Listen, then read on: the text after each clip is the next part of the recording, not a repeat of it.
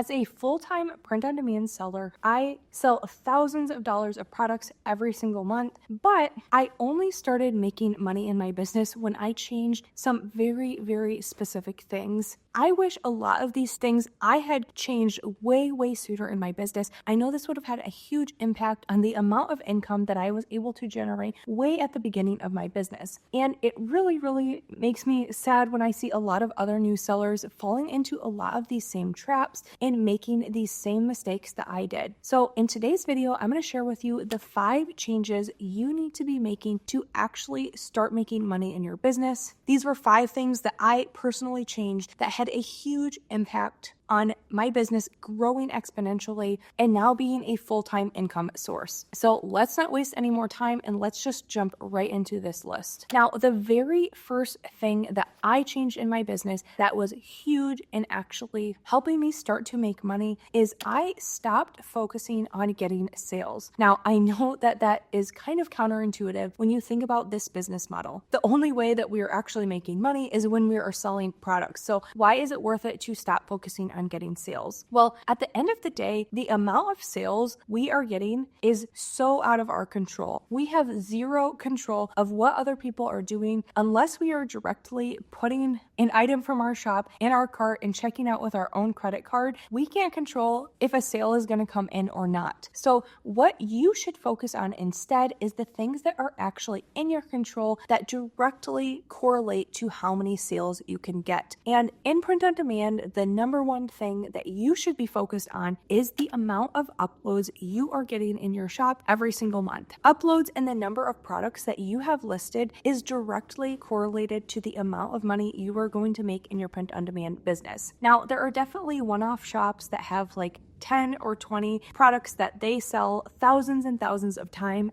every single month, that they have these huge 6-figure shops with very, very low inventory. But for most print on demand sellers out there, they are going to have thousands of products listed when they start to see their monthly income in the multiple thousands of dollars. So instead of trying to set goals like, okay, I want to make 50 sales this month, instead you need to focus on the thing you can control that's going to lead to making more money. So instead make a goal like, I am going to upload 2 listings every single day this month so that at the end of the month I have 60 new listings. This is going to have way, way better results than trying to work at it backwards. Now, I know a lot of times it's hard to kind of give up the goal setting in terms of dollar amount or sales amount, but I promise if you shift over to the things in your control, that is going to have way better results in the amount of income you're going to be able to generate over time. Now, the next change that I made in my business that really directly correlated to the amount of money I started making is I stopped being scared of platforms that took more work. Now, when I first got started, I really was super, super nervous to do anything that had to do with customer service, finding and sourcing my own products, making mockups. So it took me way too long to actually start selling on a platform like Etsy. I just felt like that was way out of my comfort zone.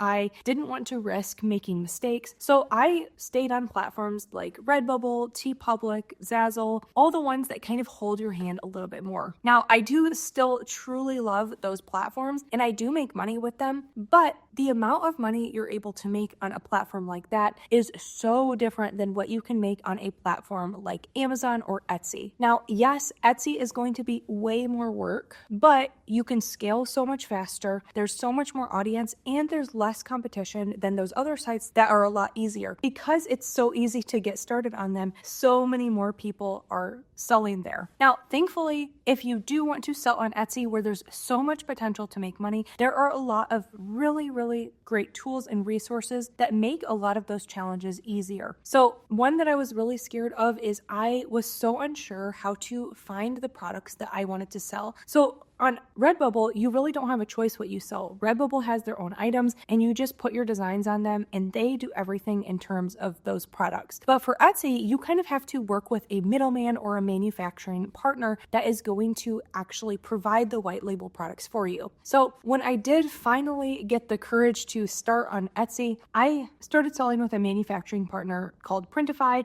So many of you have probably heard about them, and they really made the process super, super easy to figure out out what are good products to sell and integrate them seamlessly with my Etsy shop. I have tons of videos on Printify and a link to get started with them for free if you want to. And then the other area that I was so nervous to get started on a platform like Etsy is because I had to make my own mockups. I don't know why this was such a hurdle in my head, but I love that on the other platforms, there was no option to make my own mockup. It was just the standard mockup that was auto-generated. Everyone had the same one. But on Etsy, you really have to make a good mockup to get your products clicked on, seen, and purchased. So I was just so nervous because I'm like, I don't know how to use Illustrator or Photoshop. I don't know how to warp designs so they look like a real person is wearing them. So that truly was one of the things that made me take way longer to start on Etsy. But again, there are amazing tools to help you with this if this is something holding you back too. So one that I always recommend is called Placeit, and they are just a subscription that you upload your design and it's going to auto format your mockups. There's thousands and thousands of different options for pretty much any product on there, but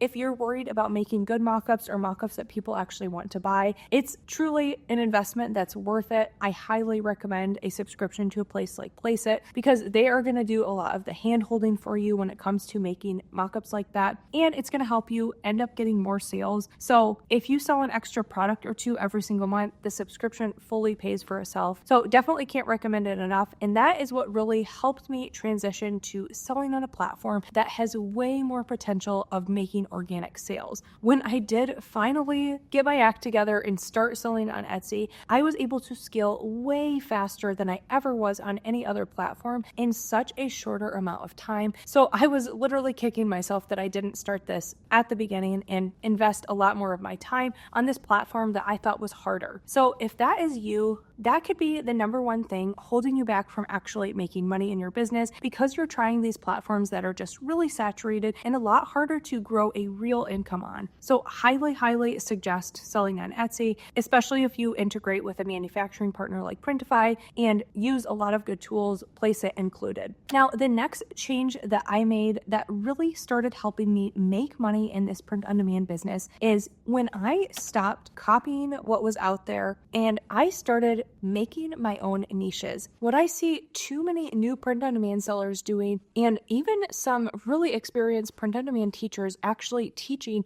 is that you should always be looking for products that are doing well, for designs that are selling really well, and you make your own version that is almost an identical copy. Now, they never are going to tell you to copy pixel for pixel somebody's design, but a lot of times the advice out there is if you see a phrase that is trending and doing well, you should take that exact same phrase, put it on a t-shirt in a very similar style, and upload it because you know it's going to sell well since other people are buying that other item. Now, I definitely think that there was a time and a place when this did work really well, but what I see happen so often is people are getting frustrated because they're like, okay, I'm doing my research. I am making designs based off of stuff that I see is selling well, and mine is never selling. But the reality is, if you are making an almost identical design to what is already out there, chances are if someone looks up the keywords that bring them to those two listings, they're 9 times out of 10 probably going to go with the one that has previous sales, maybe has some reviews, has been on the platform longer, and they're not going to pick yours if it's just so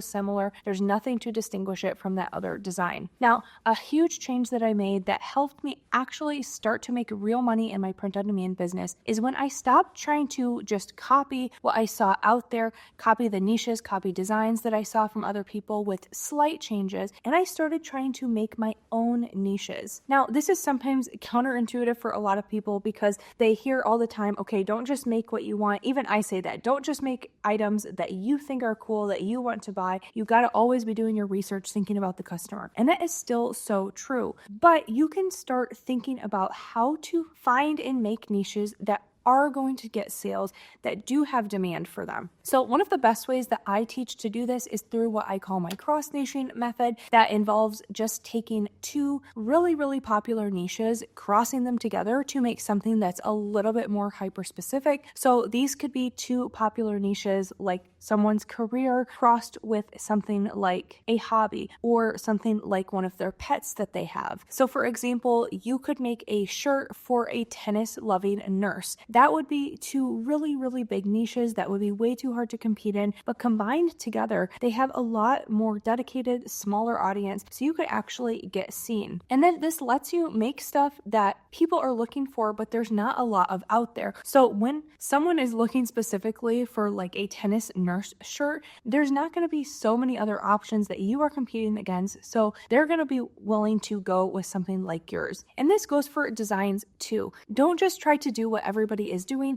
Try to always think outside the box a little bit and see how you can put a new twist on something that is doing well. So that doesn't mean that if you see a phrase that is selling like crazy, you have to just abandon it completely. But if you decide to sell something with a trending phrase on it, put it in a very new style, a new font, make it on a color t-shirt that nobody else is doing. Add graphics if it's always just text. So always be looking for ways you can stand out. Now, if you do want to learn more about this whole cross-niching method that I talk about, I actually have a free 1 hour long workshop that kind of takes you through the whole process of how to start using cross-niching with making new products for your business. I'll link all the information down below to sign up, and then I just send you a link for how you can watch that. But it just lets me go into a little bit more detail than I'm able to in a YouTube video like this. Now, one of the next big changes that I made that really started helping me actually make money in my print-on-demand business is I got out of the perpetual cycle of stopping and starting this business over. So I think that a ton of new sellers, especially people that have been wanting to start an online business for a long time, really get trapped in the cycle of getting so excited about something new. They hear about print-on-demand, they hear about selling books on Kindle. They hear about all sorts of different side hustles you can start. And for a couple weeks, they are all in. Every single extra hour they have, they are working on this business. They are pouring so much time. They're really enjoying it. And then maybe something happens. Maybe you get busy in your life, something comes up, you don't work on it for a few days. And then a few days turns into weeks. And then you haven't done anything in your business for months. And then sometimes something clicks and you're like, oh yeah, I wanted to get back to that. So then you start up with that same amount of passion. You just get back in, you're spending hours and hours every single day on this business. And that cycle kind of repeats. Something will come up, you just kind of lose interest. Maybe you're not making sales, you get discouraged, so you just drop it and then come back to it. Sometimes you never come back to it. But what I changed that had huge effects in me actually starting to make real money and grow this business is I stopped getting myself in that cycle and I made a plan for when things happened, how I would get back on track. Because when you are running a business, it's inevitable that things are going to come up. You're going to get off of your system. So you always want to have something in place that is going to help you keep your momentum. So what I did in my business is I decided on a certain number of designs I wanted to make without question every single day. So for me, for a long time, that was at least 5 different designs. At different times, I did as many as 10, but that's quite a few. So if you feel like you could make 2 or 3 designs and upload them every single day, that is a great consistent number to stick with. Now, what I suggest though is your plan for when you get off track. So say that you miss a day. Now, you're not going to let that make you spiral and feel like, okay, I missed several days working on this. I didn't do my 2 designs. So now I have a backlog of 8 designs that I have to get uploaded the next time I start. So then that number feels really daunting and you're like, oh my goodness, I'm never going to make up for all this lost time that I had. Instead, what your plan should be is as soon as you realize that something has made you get off track, you're going to immediately just pick right back up and act like you never even missed a day. So if you are wanting to make 3 designs every single day, if you missed 3 days, start right back up and only work on your 3 designs. Don't try to make up for lost time, because I feel like that is what really makes people just stop and give up. It's just way too overwhelming. And what I have seen time and time again, and this is so true for my own business, is the sellers that do a little bit of effort consistently over a long amount of time are the ones that end up growing businesses that actually make money.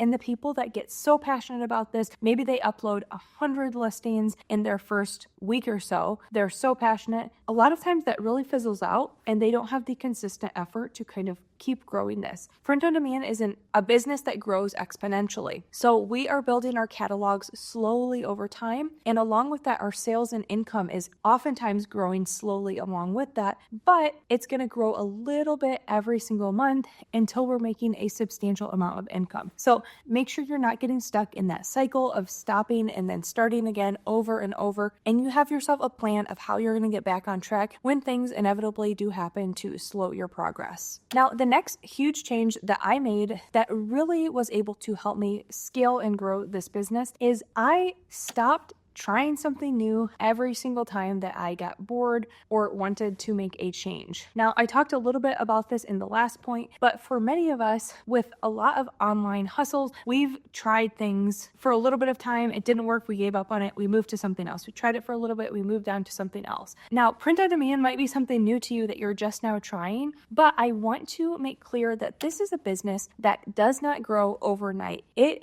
typically is going to grow just incrementally every single month for a year, maybe even 2. But besides just sticking with print on demand as your side hustle in general, there are a lot of different things you can try within print on demand to get distracted. So a lot of times I find that people start this business and they are making t-shirts and they do it for a couple weeks and they're like, I feel like I'm not making any sales. Okay, I'm going to move over and I'm going to sell stickers now. So they get really passionate about stickers. They're not getting any bites. So, okay, I'm going to start only doing tote bags. Or they get bored of a niche that they've researched and they know is going to do well, but they're like, I don't really feel like making stuff in that niche. I'm going to go over to this other new thing that I just saw. And they start working on that. They're always switching product types. They're always switching up what types of store that they have, what if they're doing a niche specific store or a general store. They're just always making changes and they're never giving themselves long enough for their shops to actually build up momentum. Now, with most print on demand products and shops, it takes quite a bit of time for the algorithm to understand what you are doing. So if you upload a shirt on Etsy for tennis loving nurses, typically it's not going to sell the very next day, even if it's a fabulous niche that people are looking for. A lot of times it's going to take between several weeks and even a few months for Etsy to really understand in their algorithm what types of customers you're targeting and for them to match it with the right people when they search this item. So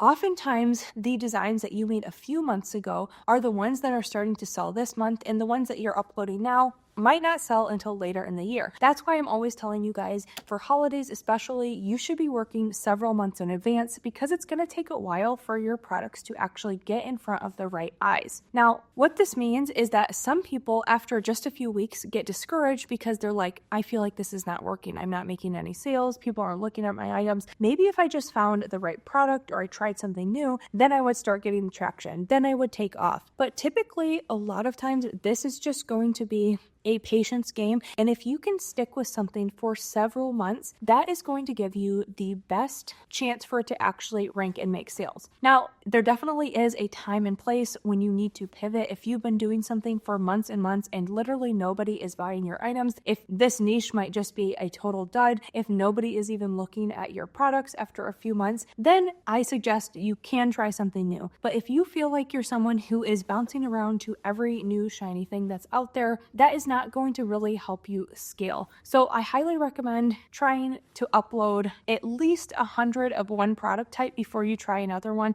and kind of working on it for several months before you try something new. When I started just having tunnel vision and focusing on one thing, even when it didn't feel like it was working immediately, eventually that momentum would really build up. And because I had been so focused on something that I knew was going to work, when it did take off, I had had all this previous months of work that was then going to pay off with huge results for me, and I started making actual money from that. So even when it feels discouraging, stick with what you're doing for longer than you think that you need to, and that is going to be huge. Now, if you implement these changes in your business, you are going to have so much of a greater chance of actually scaling this into a real sustainable income that's here every single month. But there's still a lot of other little mistakes that you might not even realize you're doing. So if you want to watch more, I highly suggest checking out this video, which shares some of the biggest mistakes almost every beginner is making in their print-on-demand business. And a lot of these are much simpler changes even than the ones that I talked about in this video today. So definitely make sure you watch that next. Thanks so much for watching, and I'll see you in my next video.